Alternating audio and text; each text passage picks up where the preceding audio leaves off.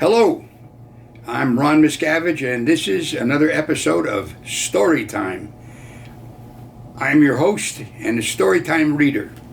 And without any further words, let's get into the story. But before I do, the story I'm going to read today is from a book called True Confessions of a Kid. In the future, I'll be also reading stories from a book that I wrote called Hideouts for Midgets on the Lam. So these are all true stories, except for one in all the books here. So let's get into it. And today's story is called The Saloons and Dracula. My home was at 348 East Center Street, the second house from the corner in a set of row houses. Across the street from my house was Pinkoski's Saloon, which was referred to as Pinky's Saloon. This is one that always had their jukebox playing so loud it almost rattled the windows of my third floor attic bedroom. This is also the one where they would have friendly fist fights on the street. As an example, Eugene Stabinsky's father is now being challenged by someone. He says, "I'm a married man with 3 children," trying to backpedal out of the fight or elicit some sympathy. Didn't work. Whap, whap, whap. 3 shots to the face. Silence for a moment, since I'm sure he went down. Force conquers reason. Opponent says, "Hey buddy, I didn't mean to hurt you. Come on, I'll buy you a beer." Stabinsky says, "Okay, buddy." Then next door, except for a yard separating our house, was Shuda's Saloon, which was a speakeasy, which meant that he didn't have a liquor license, but ran a barroom anyway. To hell with the laws. As a note, this yard separating our house and Shuda's had one of the meanest sons of a bitch chow dogs that ever lived. Not that it mattered him pumping up his disposal as a little bastard, but we had a wire fence, and I would take a stick and run it along the fence with its wick, wick, wick, wick, wick, wick, wick, to give him some exercise and rev up his little evil purpose to bite me. He was snarling and barking all the way. Now the third saloon was another one also with the name Shuda. Now get this.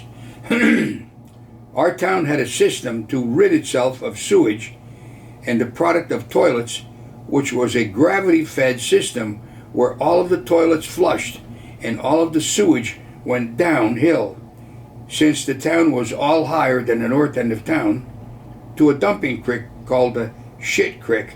Not Shit Creek, Shit Creek. Therefore, not that this made immediate sense, this saloon, which was next to the Shit Creek, was called Shitty Shuda's, to differentiate it from the other Shuda Saloon, the Speakeasy. There was a girl that lived in the north end of town, and we referred to as the Queen of the Shit Creek. Not that she deserved this title, but it was something for a bunch of kids to do, make up names. On with the story. My bedroom was on the 3rd floor of our house. Here's the scenario. As a young boy going to movies, this was the most, I'll give that again. As a young boy going to movies was the major pastime we engaged in. And these movies were cowboy movies, Frankenstein, Dracula, or cruel and unusual punishment movies. As an example of this, there was a movie where the primary intention of the villain of the movie was to collect insurance claims of people under his care that died. For all practical reasons, he could have just peacefully done away with them and collected on the insurance policies, since most of these people were ones that had no relatives left. Bela Lugosi was the villain in that movie. He would create cruel and unusual ways to torture and punish his victims, finally resulting in death. What a bastard. So, with this in mind, you can see that I had certain reservations about seeing these movies and what would happen to me as a result. Dracula was my primary concern. I practiced waking up to see that son of a bitch standing over me and me making a cross with two of my fingers, causing him to fade away since he couldn't stand looking at a cross. This was the bane of my existence. Since I slept on the third floor, it was the hottest part of our house. Heat rises. I didn't know when he would visit me, so I kept the windows closed and the 100% wool army blanket pulled up to my neck for protection from this guy. You talk about hot.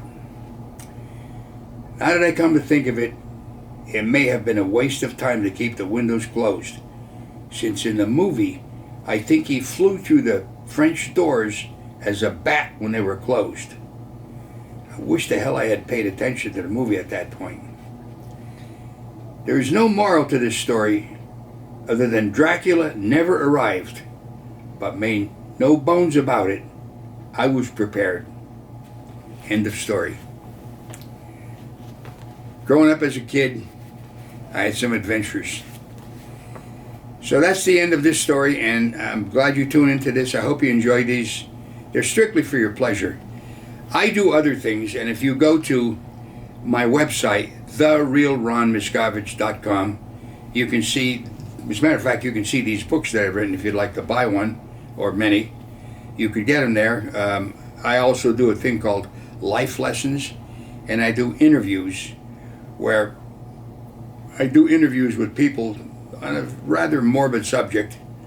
This story time is just meant to give you a little break from life and enjoy some stuff that I went through as a kid back in a different area. This is back in the 40s and 50s where life was different and quite a bit enjoyable, I gotta tell you. So anyway, from me to you, I am very happy that you tune in. Please, if you haven't subscribed, if you would do so, I'd appreciate it. And press I think it's a bell you're supposed to press so that you get notified when there's a new story. If you care to, you can become a patron. If you look at my website, you can see how to do that and help support this as an ongoing feature that I could keep on doing. Hey, no more words. I'm glad you tuned in. I'll see you on the next story time. From Ron Miscavige, your host and storyteller, I say, have a great day. Bye-bye now.